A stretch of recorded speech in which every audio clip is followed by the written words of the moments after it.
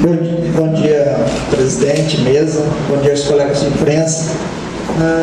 Uma das grandes críticas, presidente Berri, que a Justiça tem é o fato de ser lenta, né?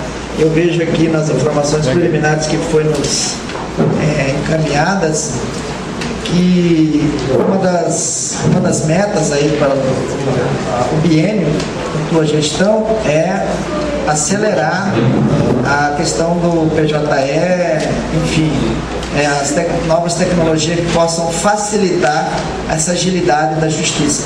O senhor, ou a direção, você já tem um cronograma? Eu estou vendo aqui também que tem uma informação de que vai incentivar tanto o público interno quanto externo para utilizar o expediente do PJE. Vocês têm um cronograma? Há uma informação de que vocês começariam, por uma razão lógica, os maiores comarcas, mas tem um cronograma até atingir uma meta de quantos por cento todo o Estado? Obrigado.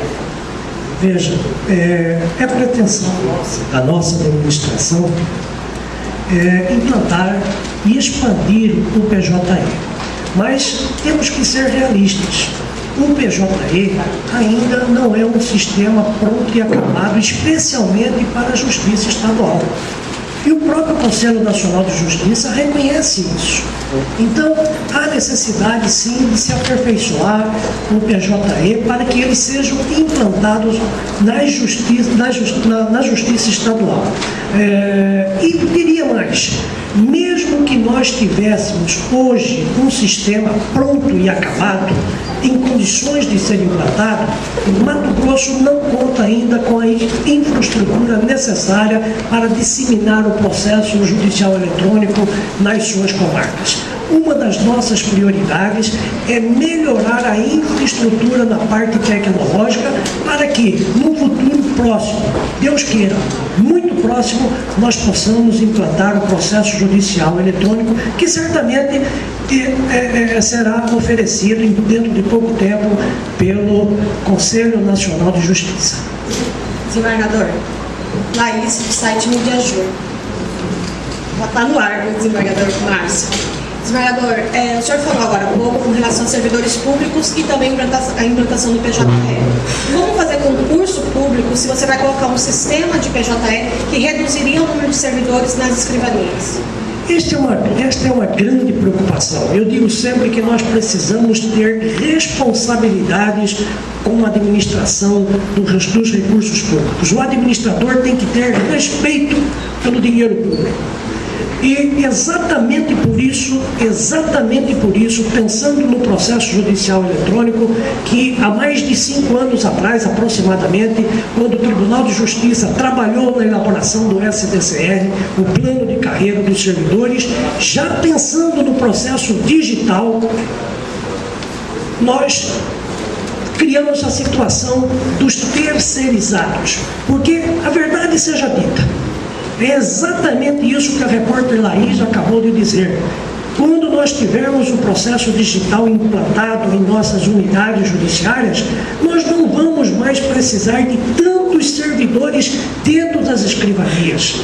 As nossas necessidades acabarão por ser de assessoria nos gabinetes. Eu costumo dizer que a petição no processo judicial eletrônico sairá do escritório do advogado e baterá diretamente na mesa do magistrado sem passar pelas escrivanias. Então, as nossas necessidades dentro das escrivanias serão muito menores do que sempre são hoje. Mas, evidentemente, que hoje nós temos mais de 1 milhão de processos físicos tramitando no estado de Mato Grosso. É uma realidade que nós não podemos ignorar. Mas o fato é que nós não podemos entulhar de servidores as nossas escrivanias, né, e largando uma conta eterna para o Estado. Então, eu sou, sim, muito reticente com realização de concursos, especialmente para nível médio, que são aquelas pessoas que podem atuar dentro das escrivanias, atendendo advogado, recebendo petição, juntando-as nos processos, fazendo atualização do sistema, batendo carimbo. Ora, com o processo judicial eletrônico, esse tipo de trabalho, esse tipo de mão de obra, praticamente se extinguirá. E nós não podemos realizar concursos para esse nível de trabalho. Por isso que nós estamos buscando alternativas, porque eu digo sempre, nós realizarmos os concursos para os servidores que nós hoje precisamos para trabalhar nos processos físicos, essa conta será eterna para o Judiciário e para o Estado de Mato Grosso. Nós pagaremos 30 anos os servidores que lá trabalharão e ainda restarão as viúvas e os seus filhos para o Estado pagar, durante talvez outros 30 anos. Então nós pretendemos sim enfrentar essa falta de servidores com outras alternativas. Ou seja, uma delas é a terceirização. É claro que nós vamos realizar concurso para servidores, porque nós não temos ainda os servidores completo para os nossos cargos. Nós precisamos de mais de 200 servidores. A nossa previsão inicial é que nós possamos ainda este ano realizar concurso também para servidores, evidentemente que num número talvez ultrapassando um pouco mais de 100 servidores. Enoque Cavalcante, da página do E. O senhor, desembargador Perry, durante a administração... Desembargador Perry, durante a administração do desembargador Mariano, o senhor defendeu a redução do número de comarcas. Agora, como presidente, o senhor vai continuar defendendo essa tela? Veja, eu realmente, quando Corregedor-Geral de Justiça, eu defendi sim a suspensão, não a extinção, a suspensão de algumas comarcas. E o fiz baseado em dados, em números, em estatísticas. E o desembargador Márcio pode aqui confirmar o que eu vou dizer. Ainda hoje, muitas dessas comarcas, as quais propus a suspensão, ainda continuam com um número pequeno de processos. Tive a oportunidade de fazer um breve levantamento e verifiquei que 5 dessas comarcas, ainda hoje, desembargador Márcio, passados 9 anos da criação delas, repito, passado 9 anos da criação delas, ainda conta com um número reduzido de processos. 5 delas, por exemplo, contam com menos de 2.000 processos e 4 outras delas com menos de 2.500 processos. E nós estamos aqui a falar de estoque, porque essas comarcas praticamente nunca estiveram providas de magistrados e servidores. Contassem elas com magistrados e servidores, talvez elas já estivessem fechadas. Evidentemente que nós não podemos mais falar em suspensão. Essas comarcas que, quando nós propusemos a suspensão delas, eram crianças, eram bebês, hoje já são adolescentes. Então nós temos que cuidar dessas comarcas de uma outra maneira. Pretendemos implantar um processo, o Apolo digital nessas comarcas, para que o juiz possa ser melhor aproveitado nas unidades judiciárias com um volume maior de processos. Quais são essas comarcas? Eu não saberia dizê-las de cabeças, todas elas, mas eu tenho a relação dessas 9 comarcas, querência, eu não me recordo exatamente quais são essas 9 comarcas. Desembargador, se na capital a justiça já enfrenta esse problema, é tido como lenta, no interior a gente sabe que é muito pior. Em 2 anos, além dessa questão, é que Elisete Mengatti, escritório do rádio, que estou aqui atrás, em 2 anos, como resolver esse e as demais prioridades que o senhor elencou aqui nas suas metas? Estamos falando da parte de informática? Não, judiciário mesmo, questão das comarcas, atendimento veja, com raríssimas exceções, eu diria que as nossas unidades judiciárias do interior, por incrível que pareça, ainda são melhores, em sua imensa maioria, do que os em trânsito especial. O grande problema que nós vamos enfrentar, esta administração vai enfrentar, é o funcionamento da justiça do primeiro grau, especialmente em Cuiabá, Vargem Grande e Rondonópolis, onde estão concentrados praticamente mais de um quarto dos processos que tramitam em todo o estado de Mato Grosso. E todos nós sabemos que a justiça de primeiro grau, especialmente os juizados especiais da capital, estão assoberbados, atolados de serviço.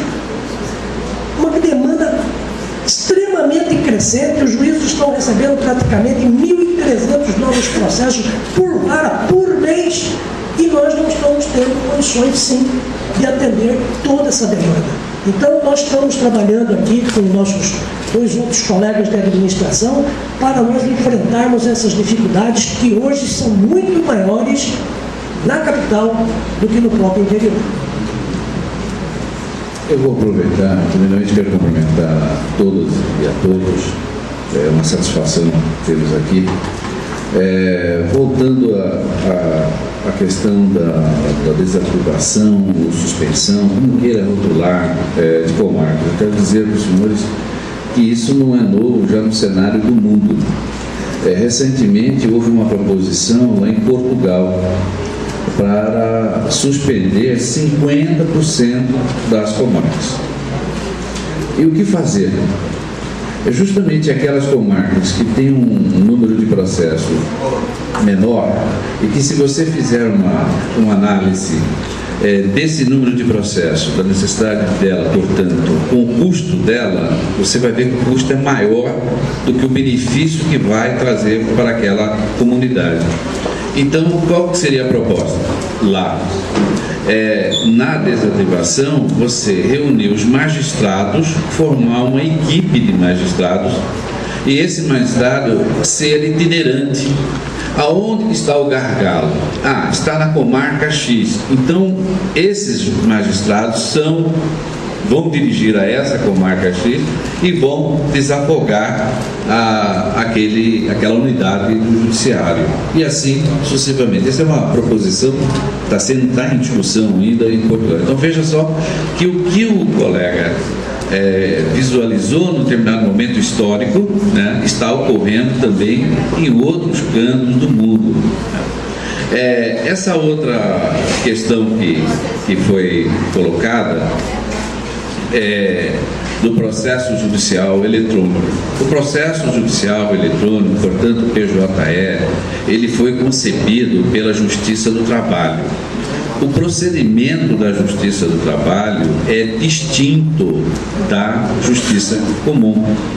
Então, na Justiça do Trabalho, houve uma união de esforços, vários tribunais cederam em cada unidade da federação, praticamente, foi cedido um técnico que veio a compor uma grande equipe nacional para a elaboração do PJE. Não que na Justiça do Trabalho não tenha problemas, existe sim problemas, que é algo novo. Então, tudo que é novo, não dá para dizer que vai ser 100% que vai funcionar. Então, o que está se fazendo agora em termos da Justiça Estadual? A Justiça Estadual, o procedimento é outro, é mais complexo, então não é fácil de você desenhar a arquitetura desse sistema para ofertar a justiças estaduais. Foi feita uma proposta ao Conselho Nacional de Justiça e também endereçada e o desembargador Sebastião já estava presente, foi endereçada ao Colégio de Corregedores a proposição de que cada unidade, cada estado da Federação da Justiça Estadual também cedesse 1 ou 2 técnicos para somar uma grande força-tarefa para implementar o PJE também na Justiça Estadual. Mas, volto a dizer, PJE só teremos sucesso e resultado positivo daqui a alguns anos, porque requer uma assimilação, né, uma nova postura, uma adaptação de todos os atores que compõem esse sistema, porque só o judiciário em si não vai. Nós estamos tendo aí experiência do peticionamento eletrônico, portanto nós estamos no processo físico, estamos no exercício de um ato sublime, importante, de nascimento do processo judicial, que é o peticionamento eletrônico. Nós temos sim alguma dificuldade, porque não há uma aceitação por parte do corpo dos advogados. Mesmo assim, temos a corregedoria e com certeza será dada continuidade, vai capacitar esses advogados, servidores, procuradores, defensores para aderirem a esse peticionamento eletrônico, que é um estágio preparatório para o PJE. Essas coisas que eu queria fazer nesse presente momento. Desembargador, escritório do rádio novamente, eu gostaria de saber com relação à justiça gratuita. Eu não tenho os dados oficiais, mas sabe-se que mais da metade do atendimento aqui é desse sistema da justiça gratuita. O senhor pretende reforçar isso para o atendimento à população? Veja, é preciso que a população saiba que 87%, repito, 87% dos nossos processos tramitam sob o signo da justiça gratuita. Apenas 13% se paga custos judiciais. E os nossos maiores e melhores clientes, esses que pagam custas judiciais, levantamento já que efetuamos, são os bancos. E nós já estamos, hoje já não se pode dizer que o estado de Mato Grosso tem as custas mais altas do país. Os dados, as estatísticas do próprio Conselho Nacional de Justiça já nos mostram que outros estados da federação já estão muito à frente do Poder Judiciário do estado de Mato Grosso.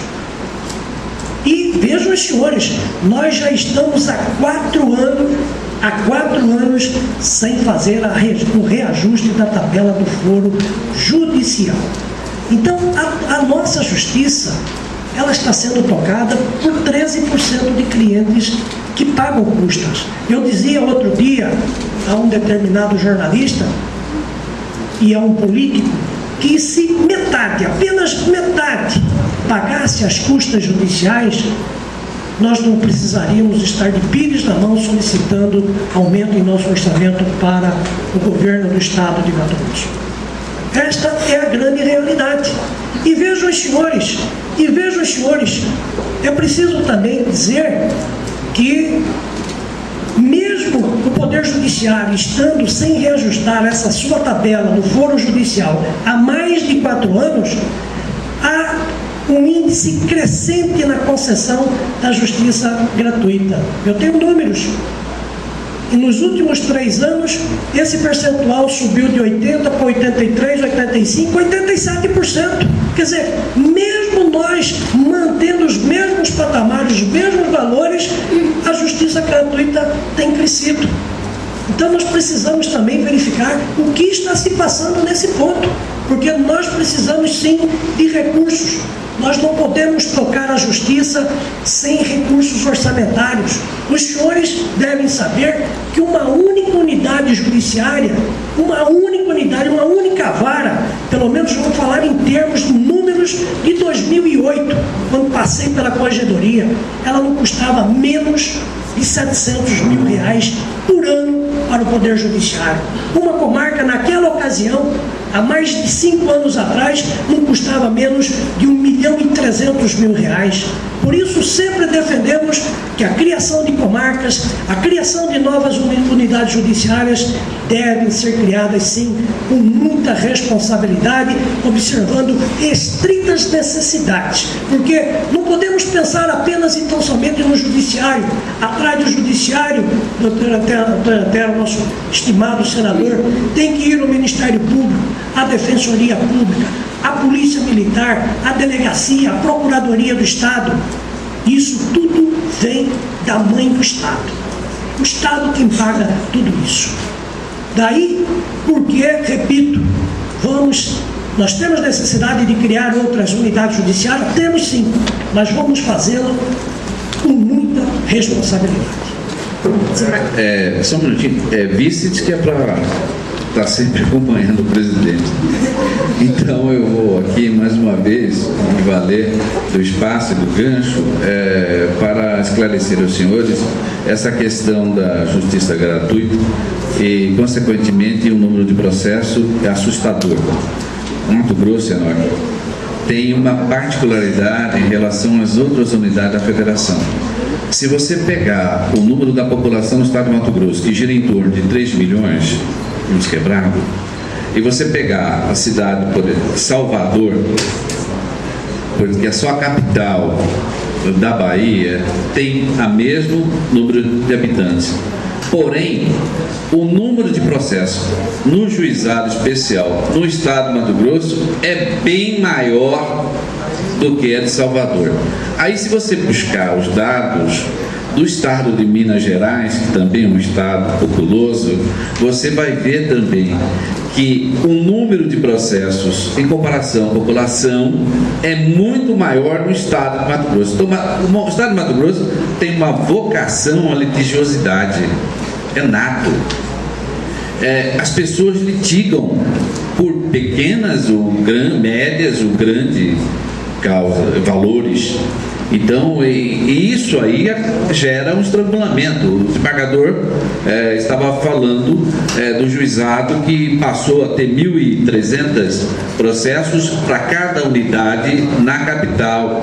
Então, se você fizer essa comparação com os outros estados, realmente aqui o número é quase o dobro de outras unidades de federação que tem a população maior, que economicamente também potencialmente também é maior. Então, essa é uma particularidade que nós temos que lidar com o estado de Mato Grosso.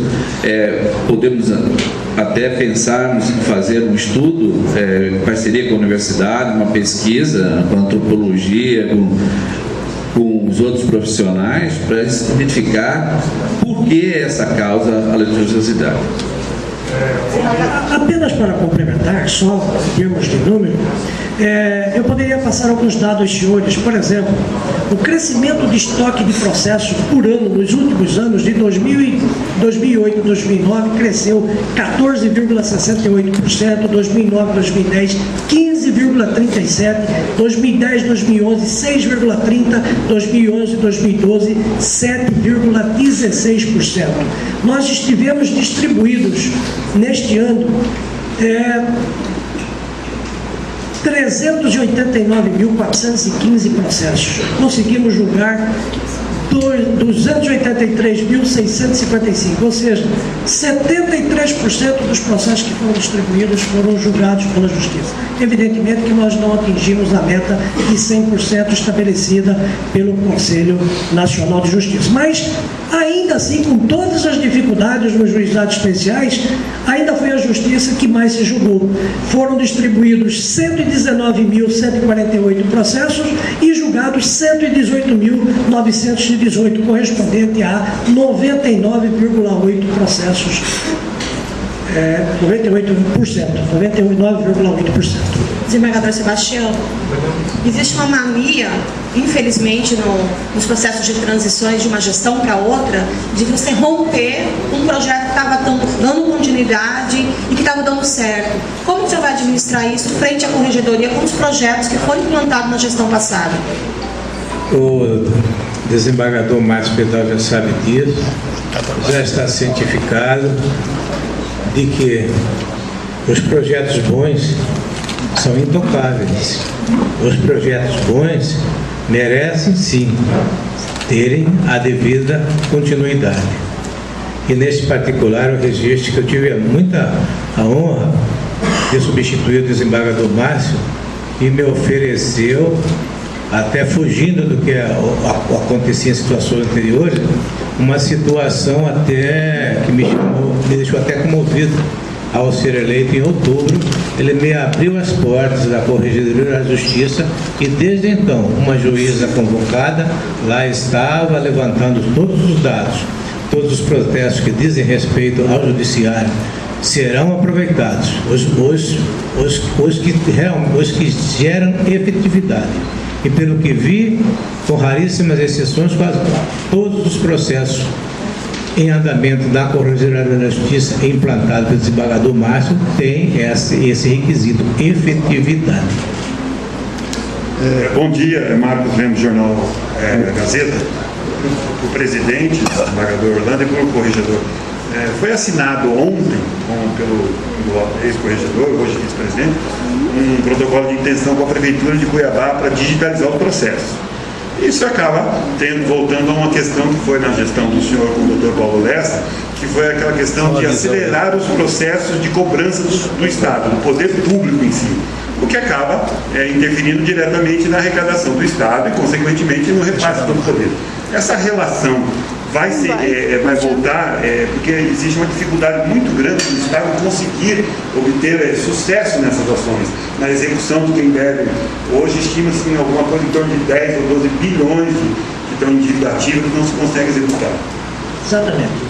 Eu conversava um certo dia com o então prefeito de Cuiabá, o Wilson Santos, e ele me dizia que menos de 50% dos cidadãos pagam os seus impostos na cidade de Cuiabá. Campo Grande chegava perto de 70%. Então, já tenho notícias de que o prefeito de Cuiabá gostaria, sim, de contar com uma vara especializada para que tratasse da cobrança dos tributos municipais. Estive com o procurador Iens do Estado e a mesma reivindicação nos foi feita para que nós tivéssemos uma vara para cuidar especificamente da cobrança dos tributos estaduais.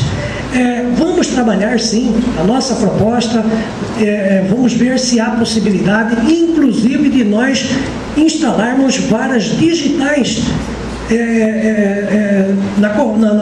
nesse tipo de competência. Nós tivemos uma experiência feita nos idos de 2008, quando estávamos na corregedoria, implantamos o Apolo Digital em 3 varas de fazenda pública da comarca de Varja Grande. Mas, pelas idas e vindas, muitas vezes aqui até se tocou uma certa jornalista, muitas vezes ela não teve continuidade e, evidentemente, que aquele projeto, que ainda era embrionário e contava com certeza, até pelo nascimento recente dele, contava com muitos problemas, mas precisava ser aperfeiçoado, né? Mas foi mais um projeto que foi deixado para trás. E, evidentemente, que esta gestão, nós não teremos esse problema. Todos os bons projetos, como disse o nosso desembargador Sebastião Moraes Filho, nós vamos abraçá-lo e vamos continuar aprimorando, porque o aprimoramento é sempre crescente e perpétuo. A sua deficiência estrutural vai ser potencializada agora com a questão da defensoria. Para 79 comarcas, a defensoria deixa de existir mesmo com a posse que aconteceu semana passada. Como dá para ajudar a defensoria? São setores que não têm justiça sem OAB e sem defensoria. Como dá para ajudar nesse processo? Veja, nós não podemos interferir, né, nas situações, nos problemas da defensoria, que são peculiares a eles. Mas, quando nós estávamos já na corregedoria no ano 2007 e 2009, já tendo esse problema à nossa vista, nós baixamos um provimento instituindo que os juízes nomeassem os advogados naquelas comarcas desprovidas de defensores públicos para que os cidadãos não ficassem desamparados. E isso tem sido feito. Os juízes têm nomeado, sim, advogados dativos que recebem honorários do Estado, porque onde o Estado não se faz presente com as defensorias públicas, o Estado deve arcar com o pagamento dos honorários dativos que são nomeados para defender os necessitados.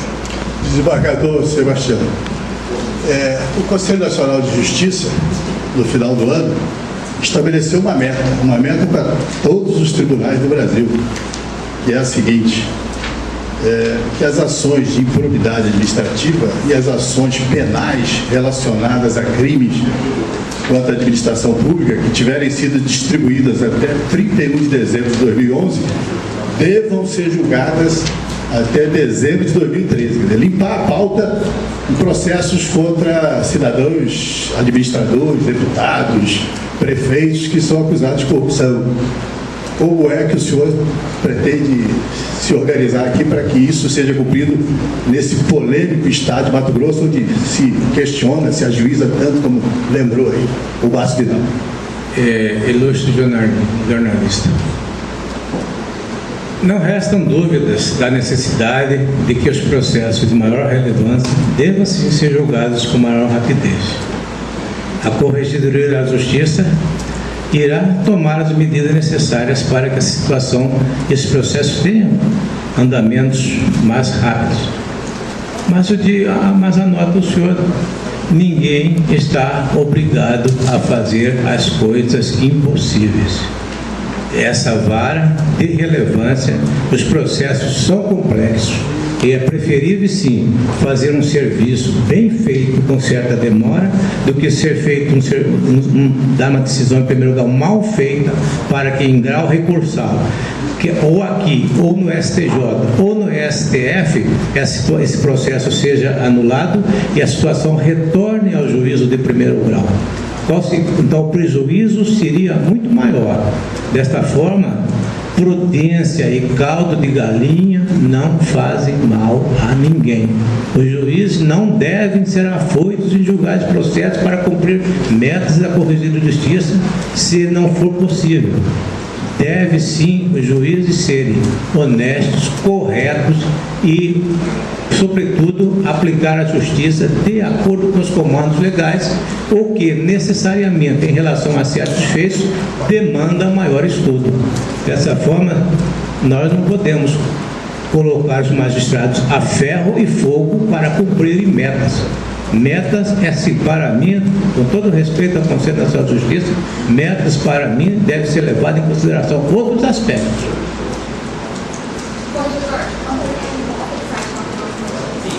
O senhor, logo quando foi eleito, o senhor falou que não vai investigar representações anônimas.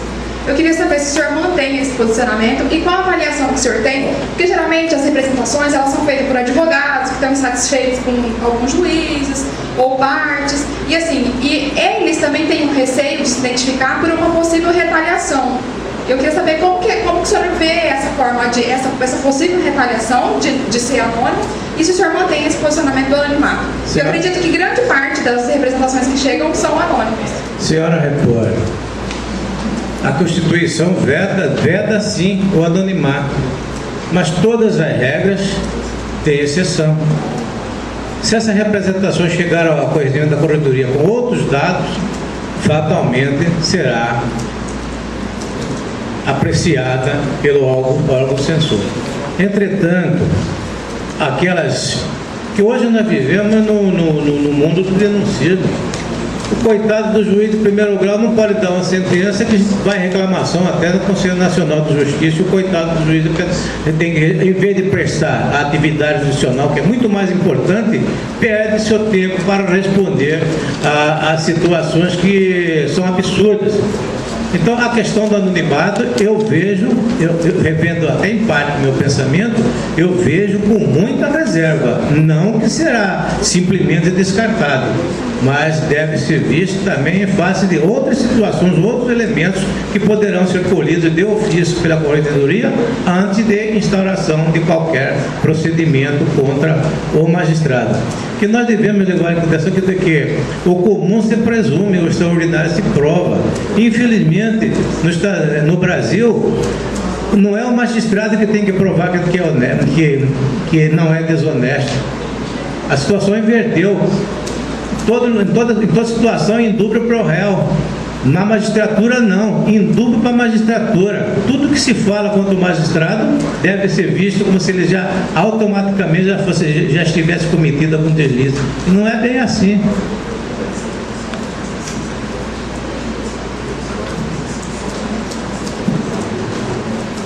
Presidente, o senhor falou em convocar alguns juízes. Qual que é o número? São 7? Se não me engano, são 5 hoje. 5, parece-me que um expressou desistência. Hoje nós temos condições de chamar 5 magistrados aprovados no último concurso. Qual é a deficiência do magistrado? Considerando as nossas unidades, as unidades judiciárias já existentes, o número hoje atinge 22 magistrados. Mas, como já antecipei a imprensa em outras ocasiões, evidentemente que o número de magistrados que temos hoje não atende à nossa demanda. A nossa demanda, como já salientei aqui, é crescente, em torno de 7, 8% ao ano. E o judiciário não cresce nessa mesma proporção. Hoje, voltando àquela situação da falta de juízes na capital, basta lembrar que nós temos 4 juízes atuando hoje na Corregedoria Geral de Justiça, 2 na presidência, 3 na presidência, 2 na vice-presidência, tem juiz convocado pelo desembargador afastados, temos 2 juízes no CNJ e 1 na ONU. Vejam os senhores, quem está cobrindo esses juízos, esses afastamentos desses magistrados que estão atendendo outras tarefas, outras funções, inclusive em outros órgãos? Nós não temos. Então nós vamos precisar e tensionamos criar 29 cargos, 20 novos cargos de juiz auxiliar de terceira instância para atuação na instância especial, a fim de que possa atender justamente esses vazios que ficam as unidades judiciárias com as convocações, afastamentos de qualquer natureza desses magistrados. Então, eu repito, hoje, considerando as unidades judiciárias existentes, nós precisamos de 22 magistrados. E pretendemos suprir essas 22 vagas ainda este ano com a realização do concurso e com o chamamento dos magistrados já aprovados. Mas, repito, esses 22 apenas não bastam, não serão suficientes para atender a nossa demanda. Recentemente, o senhor foi recentemente na OAB, o senhor quer criar de novo o cargo de juiz auxiliar, trazendo 20 magistrados para ocupar essas funções. Como trazer mais 20 magistrados para ocupar essa função, sendo que faltam magistrados em juizados especiais, faltam magistrados no interior do Estado, e o senhor quer abrir um concurso para mais 20 magistrados para o interior do Estado? Como equacionar esses dados para que melhore a prestação jurisdicional? Exatamente como eu disse, nós hoje pretendemos suprir essas unidades vagas, chamando os magistrados já aprovados no concurso remanescente e realizando concurso para 17 outros magistrados, que completará o quadro. Mas precisaremos criar novas vagas de juízes, é isso que eu estou dizendo. Pelo menos 29 novas vagas para que possam atender outras demandas do judiciário que estão aí à frente de todos. O presidente Rubens, ele teve um projeto que, na minha opinião, não conseguiu chegar ao fim, não conseguiu chegar, da questão de 2 juízes nos juizados especiais. Hoje a gente não tem os 2 juízes nos juizados especiais, tem juizados que não têm juízes. E até recentemente teve caso de uma juíza que está atuando em 4 juizados ao mesmo tempo, porque não tem juiz. E como que o senhor pretende levar isso? O senhor vai levar essa proposta de manter os 2 juízes nos juizados? Veja só, exatamente isso que nós estamos dizendo.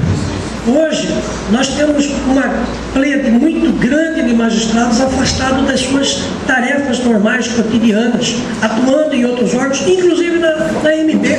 Nós temos um magistrado que é de um juizado especial que está atuando na MB.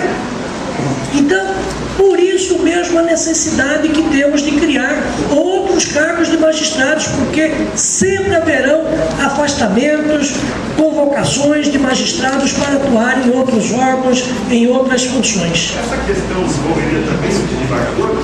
Se existe uma unidade de falta de juízes, faltam também desembargadores? Não. Eu diria que hoje 30 desembargadores é sim suficiente para nós atendermos a nossa demanda recursal. O judiciário de Mato Grosso, repito, é um dos mais ágeis em termos de segundo grau de jurisdição. É um dos mais ágeis do país, se não me falha a memória, é o 4º mais ágil do país. Então, nós não precisamos hoje de mais desembargadores, não precisamos de juízes substitutos de segundo grau para atuar aqui no Tribunal de Justiça. Nós precisamos no primeiro grau de jurisdição, lá, na base, no piso, as nossas maiores necessidades. Desembargador, bom dia, Ramon, do site Media News. O presidente do Supremo, o ministro Joaquim Barbosa, elegeu como uma das suas principais prioridades encontrar uma fórmula de coibir aquilo que ele classificou como uma das mais nocivas práticas ainda toleradas no judiciário brasileiro, que é a advocacia de filhos, de parentes e cônjuges de magistrados. Segundo ele, isso cria duas categorias de advogados, aqueles que têm acesso privilegiado e aqueles que não os têm. Esse é um problema que preocupa aqui em Mato Grosso? Não vejo. Com toda sinceridade, esse problema, pelo menos, não é crescente em Mato Grosso. Podem até existir em outras unidades da federação, especialmente em Brasília, mas em Mato Grosso não temos notícia de problemas dessa natureza. Entendemos a preocupação do ministro Joaquim Barbosa, evidentemente que ele tem lá suas razões, ele não falou despropositadamente, mas eu diria que, pelo menos do nosso conhecimento, não temos esse problema no estado de Mato Grosso. Só para emendar a questão da corrupção aqui, né, que de maneira recorrente acaba aparecendo alguma denúncia e são investigadas. O senhor acredita também que a sua gestão precisa avançar no sentido de se investigar essas denúncias contra magistrados? Ramon, veja, podemos até nos orgulhar de um certo ponto, mas Mato Grosso é sim um dos estados que estatisticamente, proporcionalmente, mais tem punido magistrados no país. Nós não toleramos desvios de condutas, muito menos quando se trata de corrupção. A Corregedoria do Tribunal de Justiça tem sido severa na apreciação de casos esporádicos dessa natureza. Não que nós não tenhamos, como tem em qualquer outra instituição, que são ocupadas por homens, a corrupção, os desvios de condutas, e tantos outros vícios são inerentes à natureza humana. De modo que o judiciário, até que os homens se tornem mais virtuosos, sempre irá enfrentar esse problema, esse maldito problema da corrupção. Esta é a grande realidade. Agora, evidentemente que quando se fala de corrupção no judiciário, é muito maior, o estrago é muito maior, gera principalmente desconfianças à população, que precisa acreditar na justiça para a própria segurança dela. Agora, volto a repetir, nós não vamos tolerar, como não toleramos a corrupção. Mais alguma pergunta?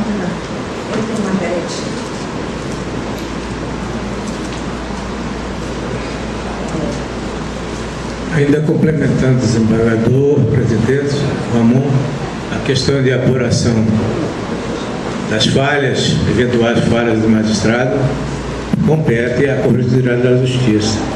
E, irmanados, eu, o presidente, o vice-presidente, nós vamos fazer uma gestão única aqui. Vamos abraçar todos para que o de melhor se dê ao Poder Judiciário do Estado de Mato Grosso.